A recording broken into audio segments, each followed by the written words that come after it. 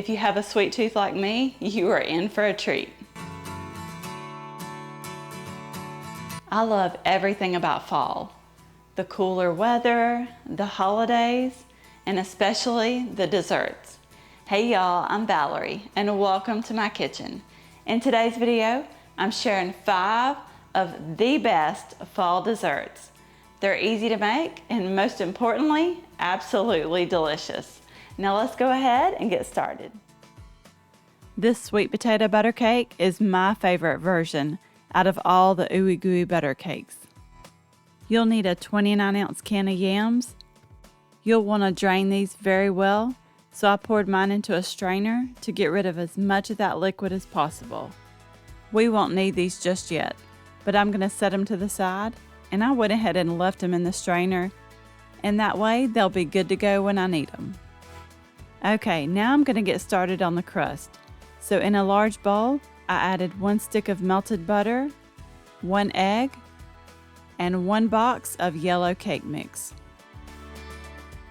You can mix this with a spoon or a dough whisk, but I'm just taking the easy way out and using my electric mixer. Just mix it until it's well combined, and it's going to have the texture of cookie dough. This is going to be the bottom layer of the butter cake. I'm using a 9 by 13 inch baking dish. I did grease it and I sprayed it with nonstick spray. Pour that dough in, and the easiest way to do this is just to get in there with your hands and flatten it down into an even layer. Now I'm going to set this aside while I start on the sweet potato layer. I'm just using the same bowl I made the crust in.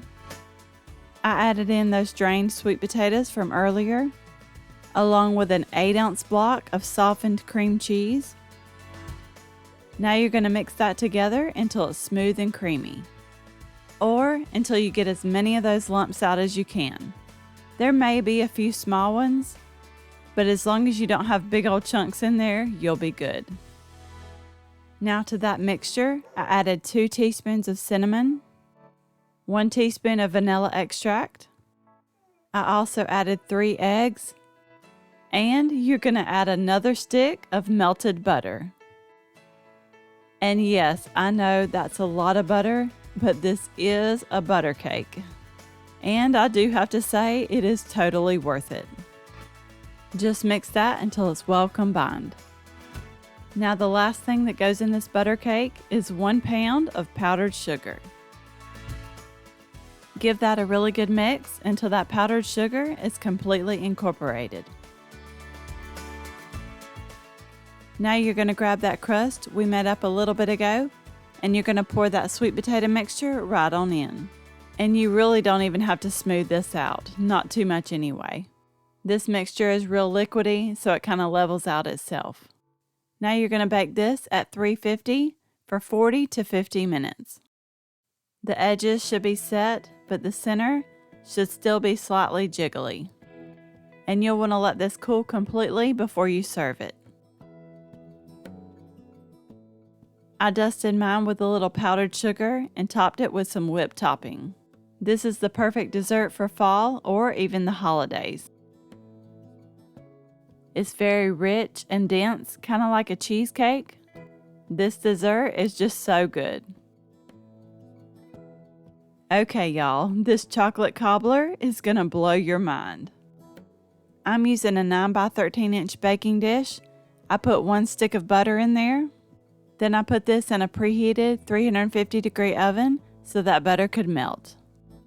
While that was melting, in a large bowl, I added 1.5 cups of all-purpose flour, along with half a teaspoon of salt, 2.5 teaspoons of baking powder, and I always like to sift mine, and 3 tablespoons of cocoa powder.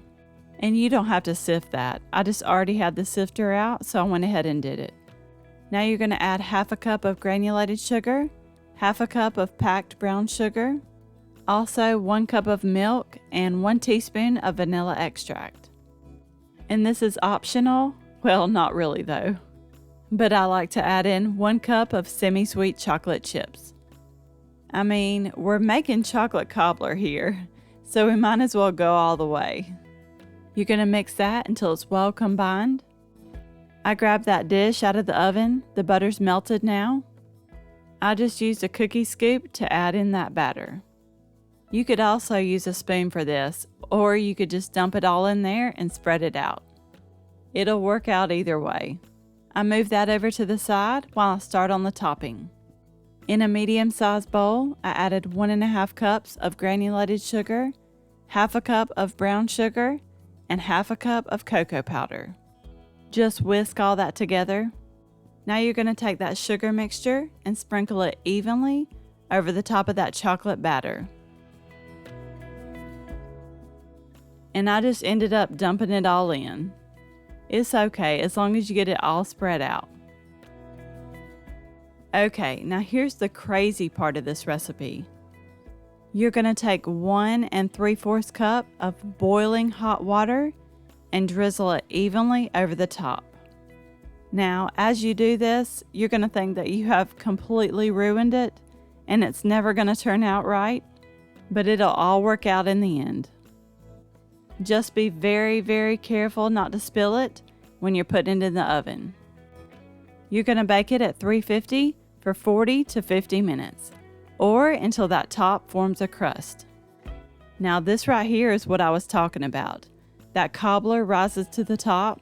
It creates a brownie-like topping and leaves a rich fudge sauce on the bottom. I love this topped with vanilla ice cream.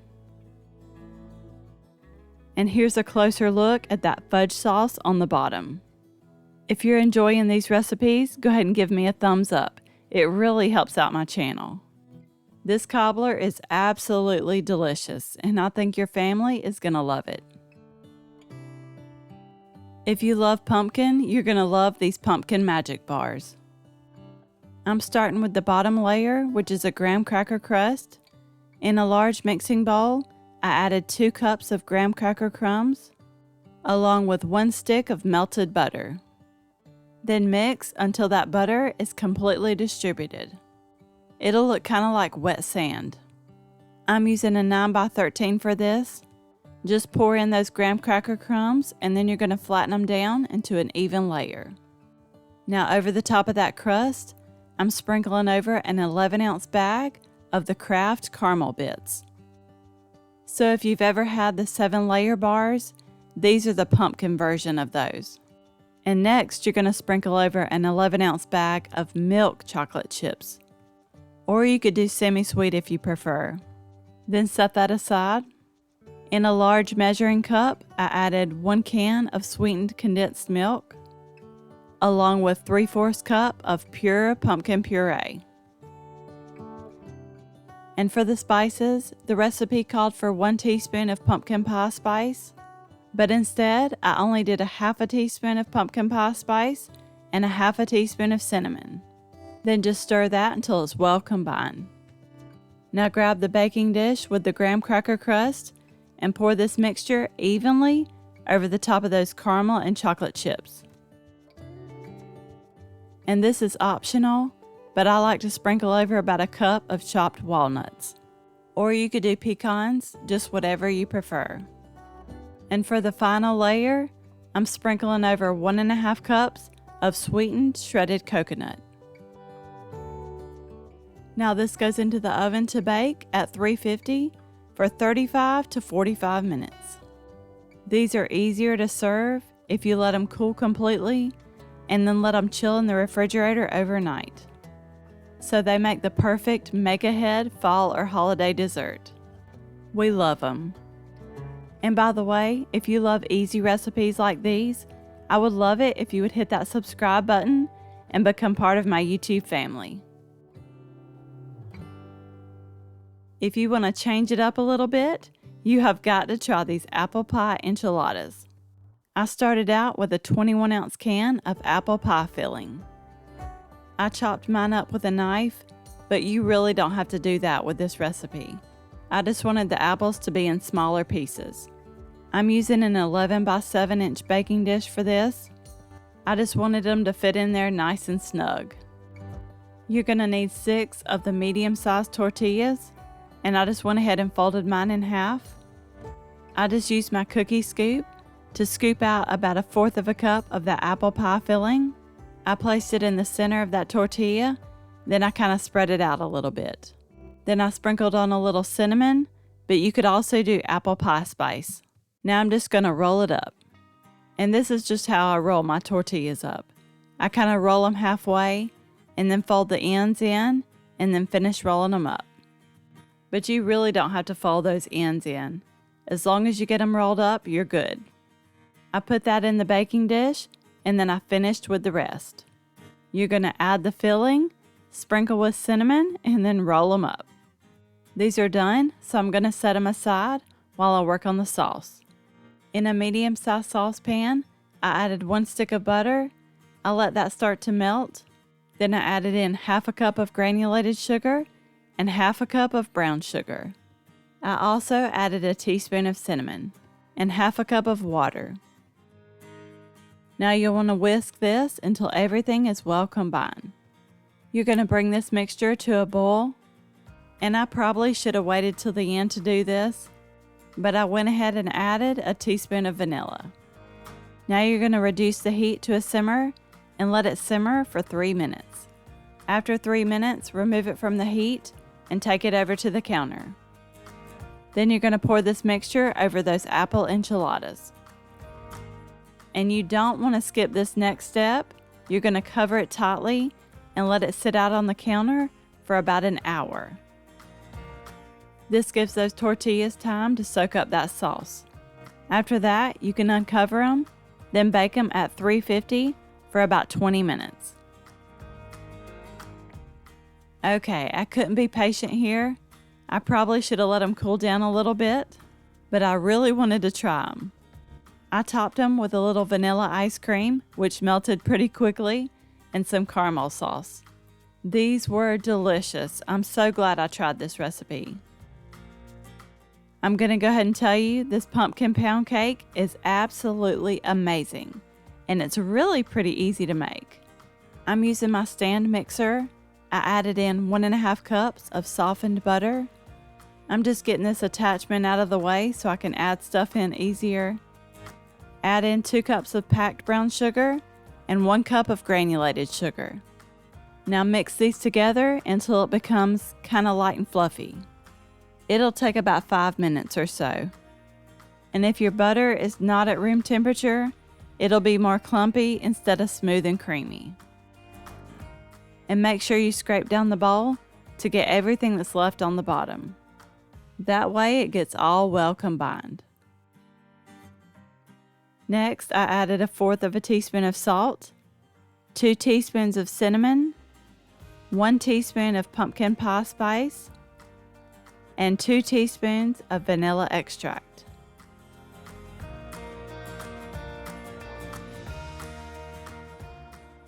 And you'll want to use pure pumpkin puree for this recipe and not pumpkin pie filling. And that's 1 1/4 cup of pumpkin puree I added in. So not quite a full can. Now give it a really good mix until it's all well combined.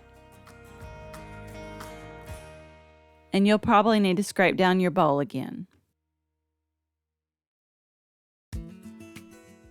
I turned the mixer back on. Now I'm adding in 5 eggs.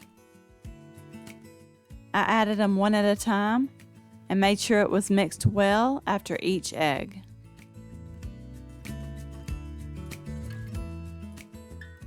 Now for the last ingredient, with the mixer on low speed, you're going to add in 3 cups of all-purpose flour. And I just added the flour on a piece of parchment paper and I folded it in half. That way it was just easier for me to gradually add it in. Be careful not to overmix it, just mix until just combined. I'm using a bundt pan for this, and I did grease it and I sprayed it with nonstick spray. And my favorite spray is that Baker's Joy.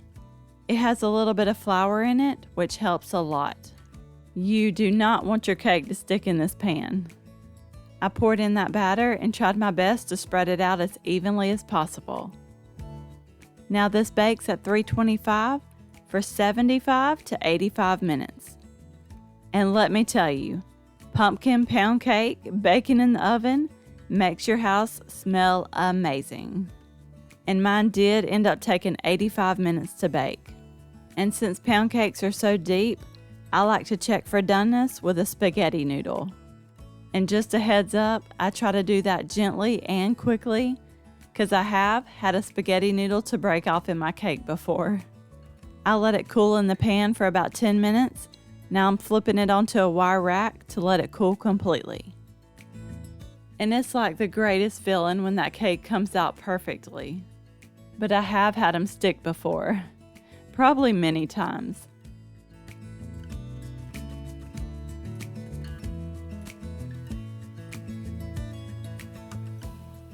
And after that's cooled for a little bit, I'm going to make up a maple cinnamon glaze for it. I have 1.5 cups of powdered sugar in my bowl here. Add a pinch of salt and a teaspoon of cinnamon. Whisk that. Now you're going to add in 4 tablespoons of melted butter, along with 1/3 cup of maple syrup. And this is optional, but I like to add in 3/4 teaspoon of maple extract. But you could also just do a little more vanilla instead. Now mix this up, and you may have to work at it for a minute or two, but it will come together and turn into a beautiful, delicious glaze. If you want to thin it out, you can add in a teaspoon or 2 of milk. Now I'm going to pour that glaze all over the top of that cake. And I try to keep it on top and in the center, that way I can kind of control how it drips down the sides. And yes, it makes a pretty good bit of glaze, but let me tell you, nobody ever complains about too much glaze. This cake is so delicious. It's loaded with pumpkin flavor. Perfect fall dessert right here. And I have to say, it's going to look pretty fancy sitting on your holiday dinner table. You'll have to let me know what your favorite fall dessert is. I'd have to say mine would be the cherry cream cheese pie. Well, I guess that would be more for Christmas. Okay, fall dessert, Val.